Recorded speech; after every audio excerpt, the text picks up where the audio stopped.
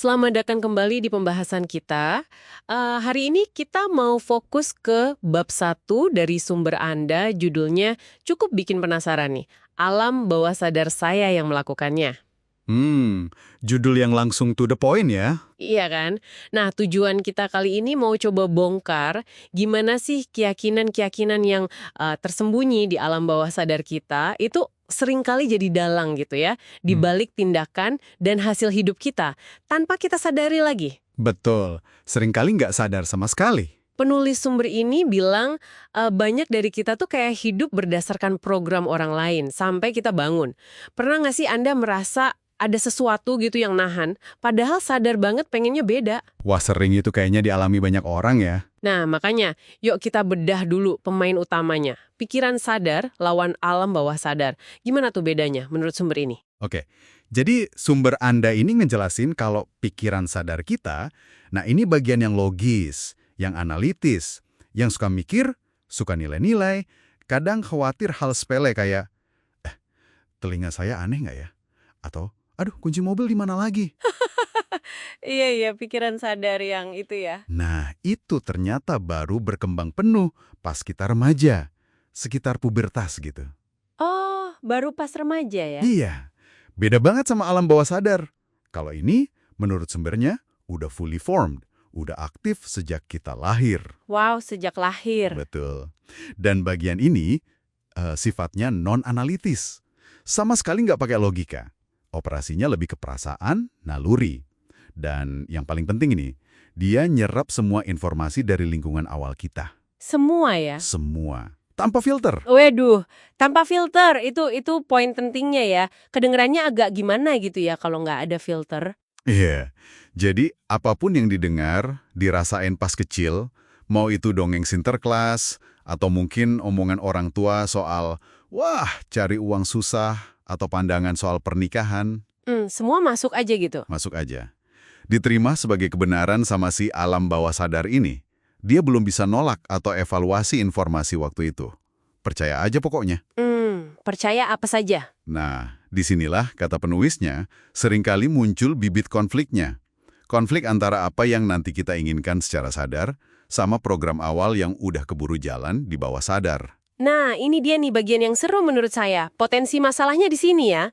Misalnya secara sadar nih, kita pengen banget sukses finansial, pengen kaya raya gitu. Pengen banget, udah bikin rencana, udah usaha. Betul.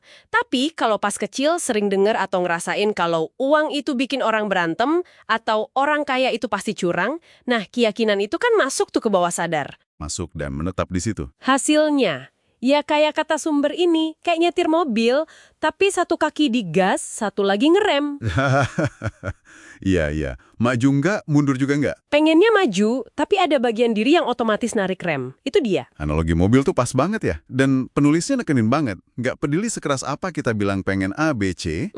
Kalau di alam bawah sadar, ada keyakinan kuat kalau A, B, C itu bakal nyakitin, atau bahaya, atau nggak pantas buat kita, ya rem bawah sadar itu bakal aktif. Otomatis gitu ya. Otomatis, kita mungkin jadi, tanpa sadar ya, nyabutasi peluang yang datang. Atau, kalaupun udah berhasil dapat, rasanya nggak nyaman. Terus malah dirusak sendiri hasilnya. Wah, sabotase diri. Dan ini bukan karena kita lemah atau nggak niat ya, tapi karena ada program bawah sadar yang bertentangan itu lagi jalan. Oke, sabotase diri karena program yang nggak sejalan. Ini bisa jadi penjelasan banyak hal aneh dalam hidup ya. Gimana contoh-contoh nyatanya menurut sumbernya? Ada beberapa contoh yang dikasih. Dan ini kayaknya relevan banget buat banyak orang. Misalnya nih, Apa tuh? secara sadar pengen banget punya pasangan yang baik, yang suportif. Tapi mungkin karena pengalaman dulu, alam bawah sadarnya takut sama keintiman, takut ditolak. Hasilnya? Jomblo terus?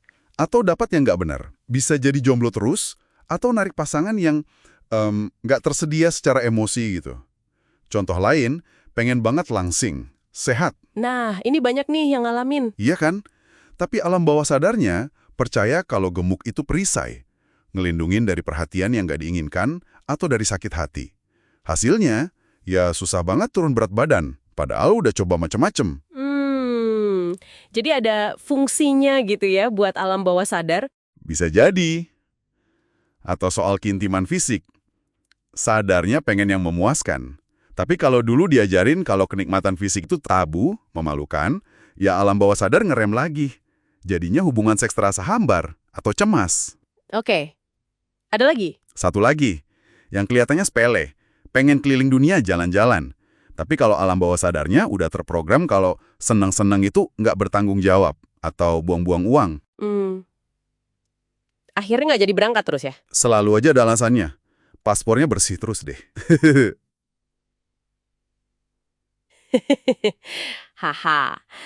Contoh-contoh tadi itu nunjukin banget ya betapa kuatnya pengaruh ini di mana-mana. Tapi ini bukan berarti kita jadi nyalahin masa lalu atau diri sendiri terus kan? Oh, sama sekali bukan.